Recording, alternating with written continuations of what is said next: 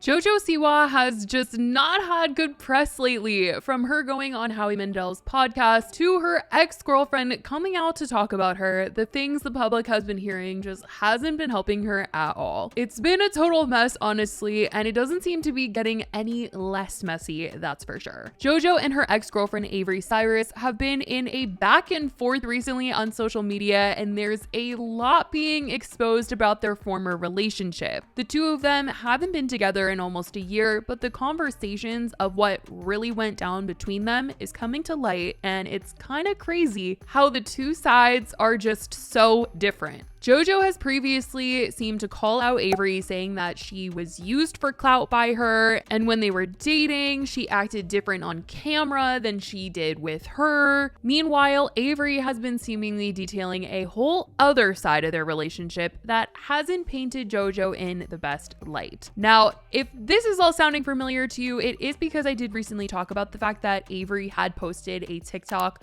not too long ago where she did a story time detailing a toxic relationship that she was in. And she didn't name JOJO, although fans were pretty convinced because all of the details seemed to line up to the timeline of her dating JOJO. And in this video, she basically said that the person that she was dating saw her ex-girlfriend at a concert that they went to while they were dating, then kept talking to her ex and eventually broke up with Avery via voice memo. Obviously, she said a lot more than that, but that was basically the gist of the whole scenario, and it didn't make JOJO look very good since everyone figured that she was talking about her. And it's actually kind of crazy to see how much support that Avery has been getting of her talking about the things that went down with JOJO, because at the time when they dated, people really did not like them together, and they really didn't like Avery because she had just gotten out of a long-term relationship with someone named Soph, and the two of them both had really big social media followings, so fans really grew to love them and love them together, and were really sad when they split up. And Avery moved on so quickly with JOJO that people were just not supportive of it at all. People were just like, how could you have done that to Soph? And so to kind of hear that Avery got her karma, she is admitting in multiple TikToks now that she felt like she got her karma for that situation with what JOJO did to her. At least it seems like she's saying that's what JOJO did to her. But now, a year later, since her and JOJO have broken up, people have honestly been giving Avery a lot of love after hearing what she's had to say about JOJO and what seems like she's saying really happened in their relationship. She's just posted a part 2 to her original story time about their toxic relationship,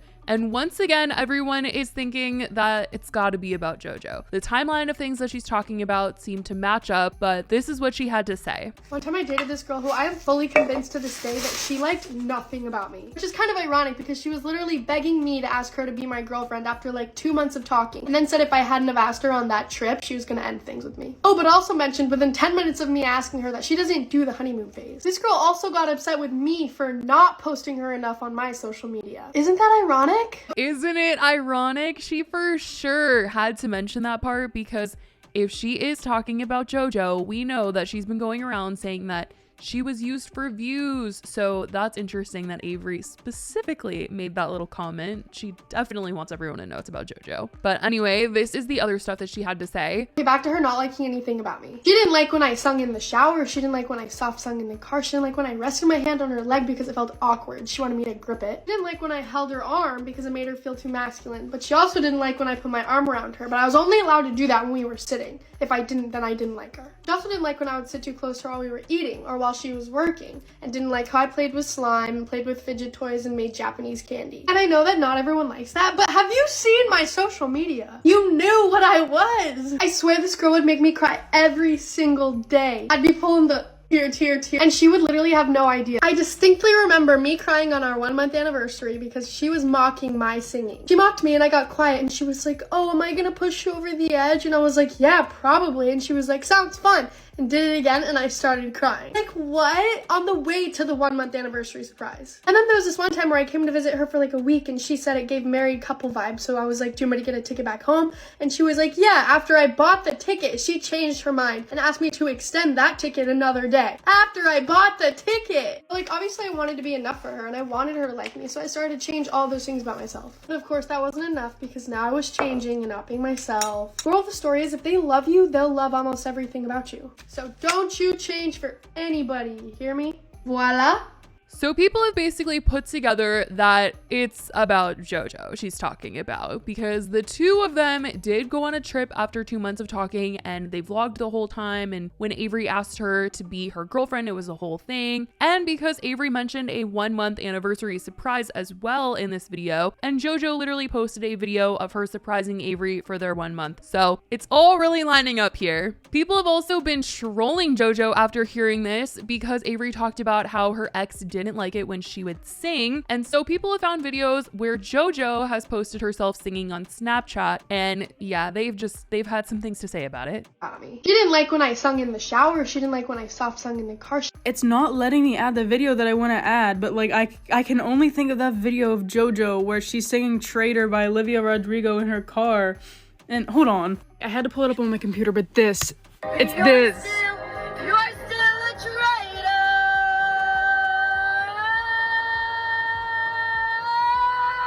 People had even more to say about JoJo in the comments of Avery's video, writing, "But she said she got played. Oh, but then she claims that she was used and tricked." Avery reclaiming her story, and I'm here for it. At this point, it's not about us knowing the story. It's about you telling the truth. Now, like I said earlier, JoJo has also been talking about Avery, and it's been as recent as when she was on the Canceled podcast. There's been multiple cases where I have been without a doubt used, whether that's for views, whether that's for money, whether that's for experience. Like specifically an instant, I was very deep in a relationship and I kind of just wanted it to fizzle, and we had kind of talked about it fizzling, and I was fine with that, like she was fine with that, and then all of a sudden out of nowhere I was being made out to be a very bad guy on the internet. And I was like, oh, that's not cool. And there's just a lot that the internet doesn't get to see. You know what I mean? And I think once it was right in front of my face and